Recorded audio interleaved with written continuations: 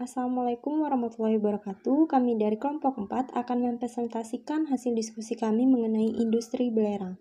Adapun anggota kelompok 4 yang pertama ada Inge Laras Pramudita dengan NPM 20130230003, yang kedua ada Denga Anggi Puspadewi dengan NPM 20130230058, dan yang ketiga ada Dea Aprila Gardinia dengan NPM 20130230043. Adapun topik pembahasan yang pertama yaitu sejarah belerang, yang kedua karakteristik belerang dalam industri belerang, yang ketiga proses pengambilan belerang dalam industri belerang, yang keempat manfaat belerang, yang kelima dampak negatif industri belerang, dan yang keenam cara menanggulangi dampak negatif dari industri belerang. Materi yang pertama yaitu mengenai sejarah belerang. Sulfur atau belerang adalah unsur nonmetal multivalen, tidak berasa dan tidak berbau. Banyaknya valensi sulfur dari S2- sampai S6+ memungkinkan sulfur berpartisipasi dalam berbagai proses geokimia dan biokimia. Dalam tabel periodik, unsur S terletak di periode 3, golongan 6A atau golongan 16, bersama-sama dengan unsur oksigen, selenium, tellurium, dan polonium, dan disebut sebagai golongan kalkogen. Dari bahasa Yunani, kalkos artinya biji dan gen artinya pembentuk. Jadi kalkogen termasuk sulfur adalah unsur pembentuk biji. Di alam, sulfur ada di mana-mana dan jumlahnya sangat berlimpah, bahkan tersebar luas di bumi dan sistem tata surya. Menurut Morgan dan Andres tahun 1980, sulfur merupakan unsur ke-8 yang paling melimpah dan hadir dalam konsentrasi terbesar pada lapisan silikat bumi, sekitar 250 ppm. Mereka dapat dijumpai sebagai mineral sulfida dalam mantel bumi, sebagai mineral sulfat dalam batuan kerak, sebagai belerang asli dalam gunung berapi aktif atau tidak aktif, sebagai sulfat terlarut atau dimetil sulfida dalam air laut, dan sebagai teras gas di atmosfer. Dalam tubuh manusia, sekalipun terdapat sulfur dalam bentuk asam amino, misalnya metionin, homocysteine, cysteine, dan taurin. Dalam upacara-upacara pra-peradaban, bahan ini dibakar untuk mengusir roh-roh jahat, dan bahkan pada masa itu pun uapnya sudah digunakan untuk memutihkan kain dan jerami. Selama bertahun-tahun, sebuah perusahaan Prancis memonopoli perdagangan belerang dunia dengan menguasai sumber penting yang terdapat di Sisilia.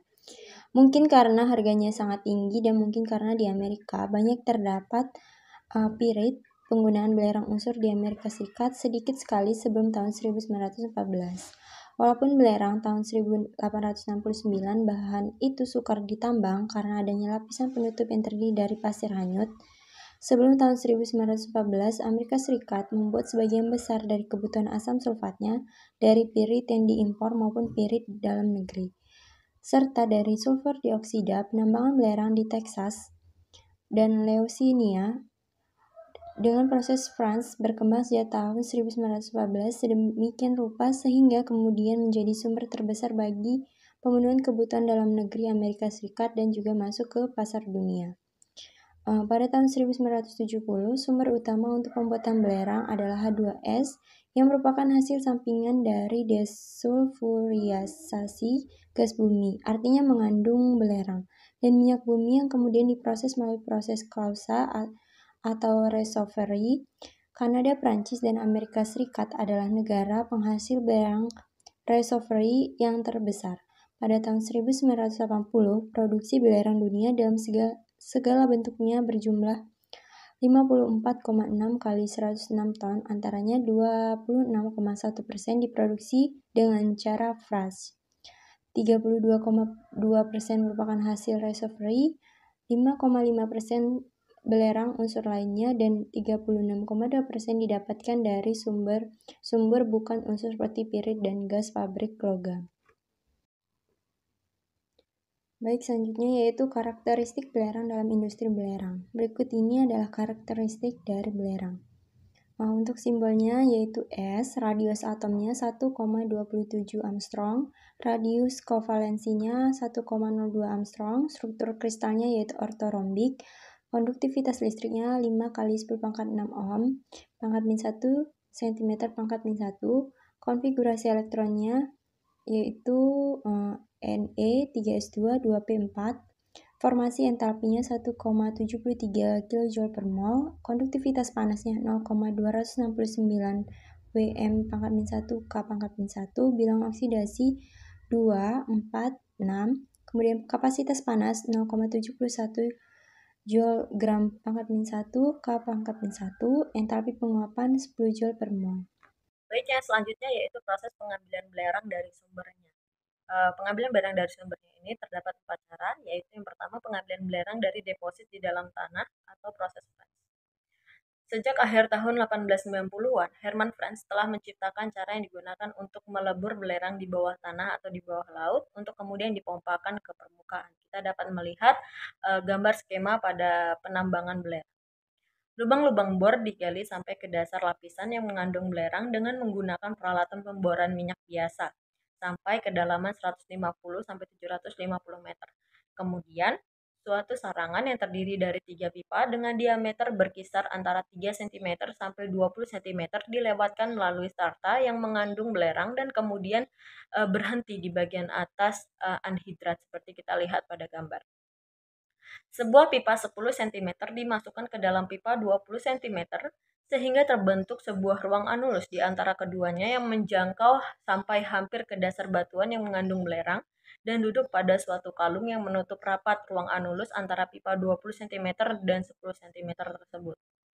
Sebuah pipa dengan diameter 3 cm dijulurkan di tengah-tengah sampai sedikit di atas kalung. Lubang-lubang di bagian atas digunakan untuk air panas keluar dan lubang di bagian bawah untuk belerang lebur masuk.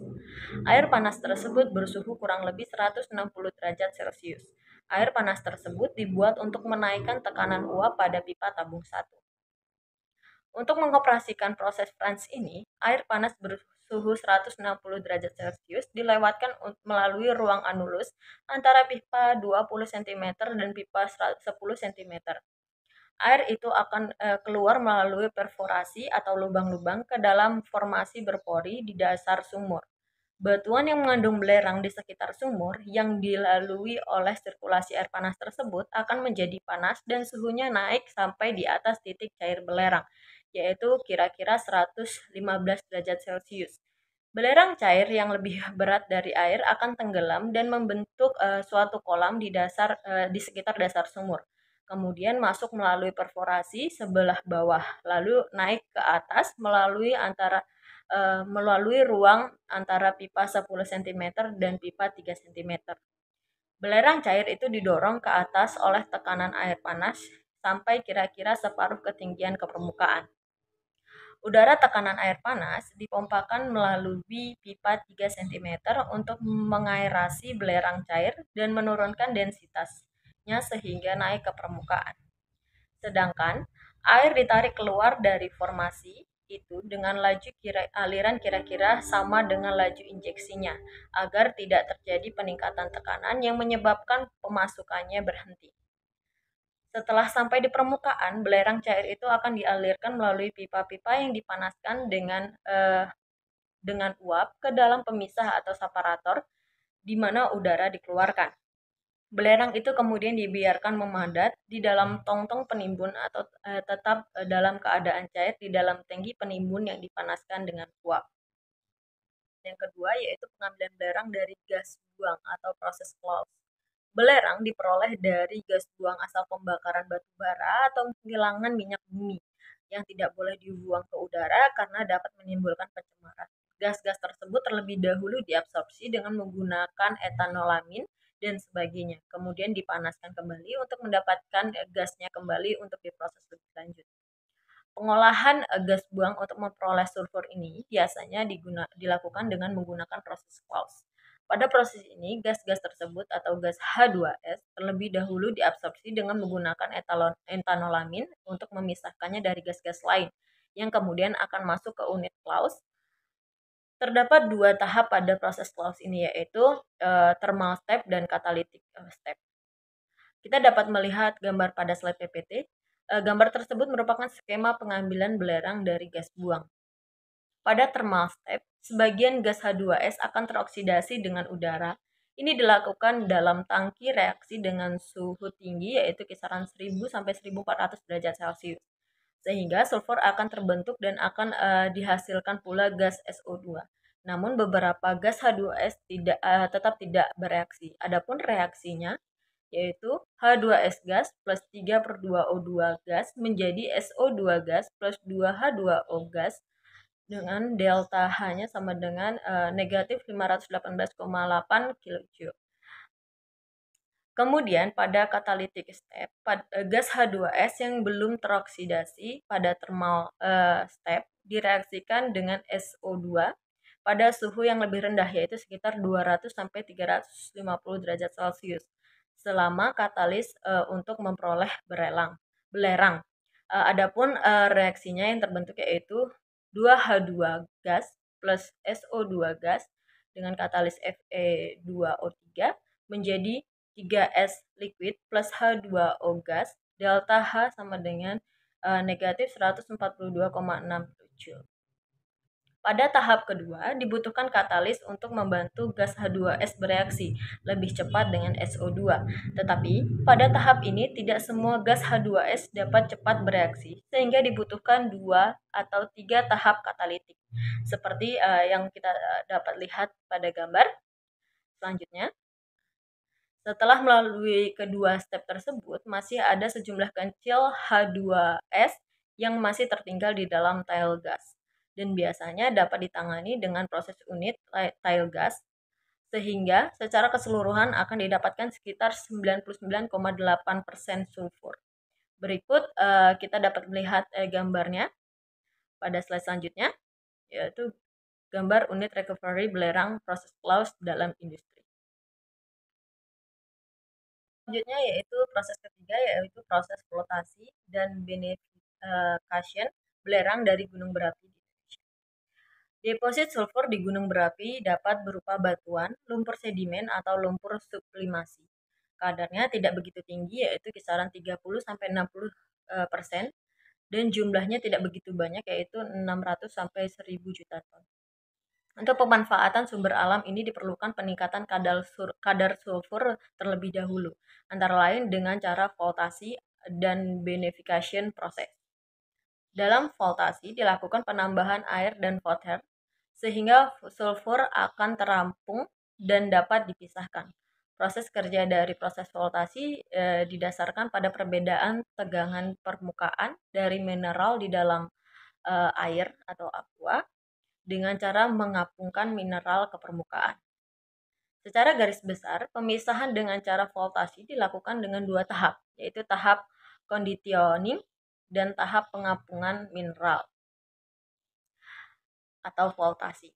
Tahap conditioning bertujuan untuk membuat suatu mineral tertentu bersifat hidrofobik dan mempertahankan mineral lainnya bersifat hidrofilik.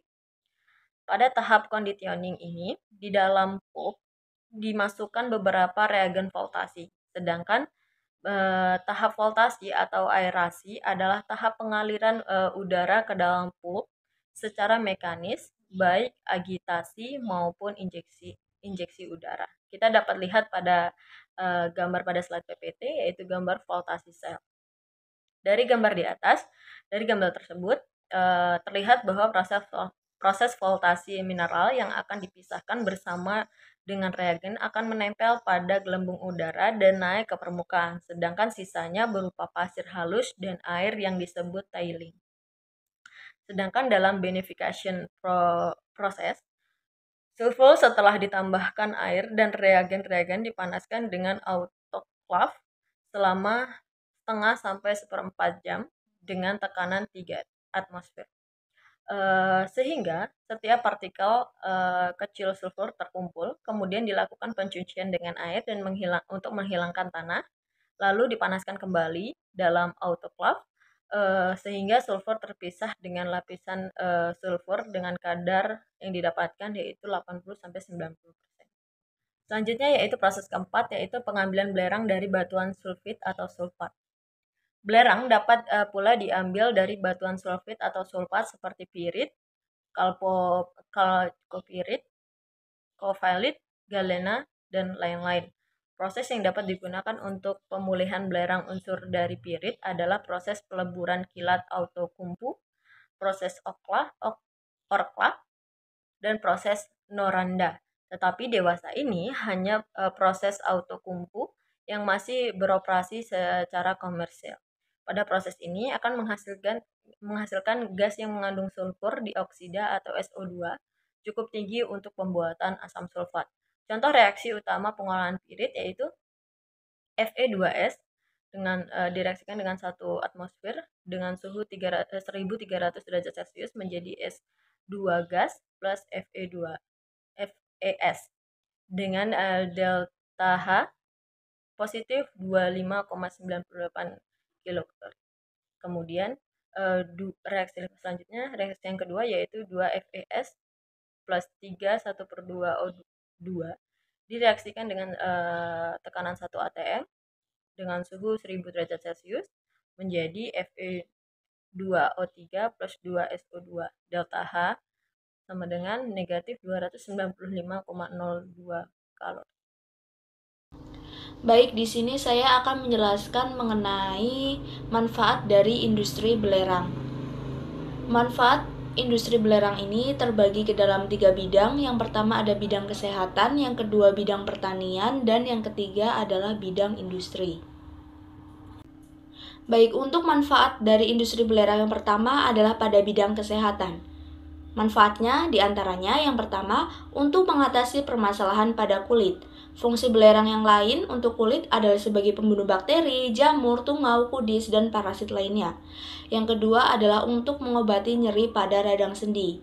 Bentuknya yaitu sebagai suplemen, dan belerang ini dapat ditemukan dalam bentuk sulfoksida dimetil dan metil sulfonil metan. Ternyata kedua bentuk suplemen ini sudah lama dikenal untuk pengobatan nyeri. Dan yang ketiga adalah interstitial cystitis atau radang kandung kemih. Belerang ini ditemukan dalam bentuk DMSO. Selanjutnya adalah manfaat industri belerang pada bidang pertanian. Mineral yang dikenal dengan sebutan sulfur ini banyak dimanfaatkan sebagai bahan baku pembuatan pupuk sulfat dan fosfat untuk menunjang pertumbuhan tanaman. Berikut ini manfaat belerang bagi tanaman. Yang pertama, membantu pembentukan klorofil atau zat hijau daun. Yang kedua, menambah kandungan vitamin dan protein dalam tanaman. Yang ketiga, membantu pembentukan zat gula dalam tanaman. Yang keempat, memperbaiki hasil panen. Dan yang kelima ini dapat ditemukan dalam tanaman umbi-umbian, yaitu di mana sulfur ini berfungsi untuk memperbaiki kualitas umbi seperti memperbaiki warna, aroma, rasa, dan ukuran umbi. Selanjutnya adalah manfaat dari industri belerang pada bidang industri. Yang pertama adalah untuk campuran bahan berwarna. Seperti yang kita ketahui bahwa belerang ini memiliki warna asli kuning, cerah, dan bau yang sangat menyengat. Nah, belerang ini dapat diolah menjadi asam-asam sulfat yang dapat menjadi komponen bubuk utama dalam pembuatan zat pewarna. Kemudian yang kedua adalah sebagai bahan pembuatan korek api.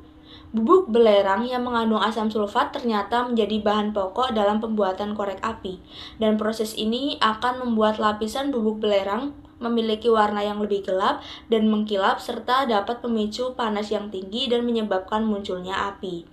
Kemudian yang ketiga adalah sebagai produksi kembang api. Prinsip produksi bahan ini sama dengan seperti pembuatan korek api dan telah dimodifikasi menjadi beberapa bentuk agar menimbulkan bunyi dan nyalakan perci api yang cepat padam.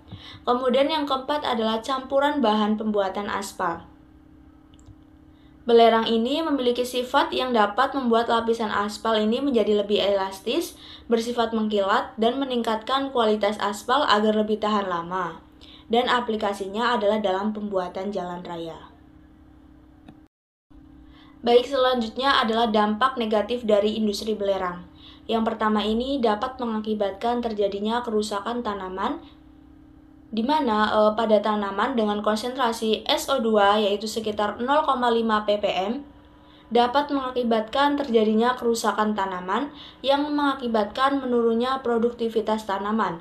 Sedangkan paparan akut dengan konsentrasi tinggi dapat mematikan jaringan daun atau nekrosis daun. Yang kedua adalah dapat menyebabkan manusia mengalami gangguan sistem pernafasan. Udara yang telah tercemar SOx ataupun SO2 maupun SO3 ini dapat menyebabkan manusia mengalami gangguan pada sistem pernapasan. Hal ini terjadi karena gas mudah menjadi asam dan akan menyerang selaput lendir pada hidung, tenggorokan, dan saluran nafas yang lain sampai dengan ke paru-paru.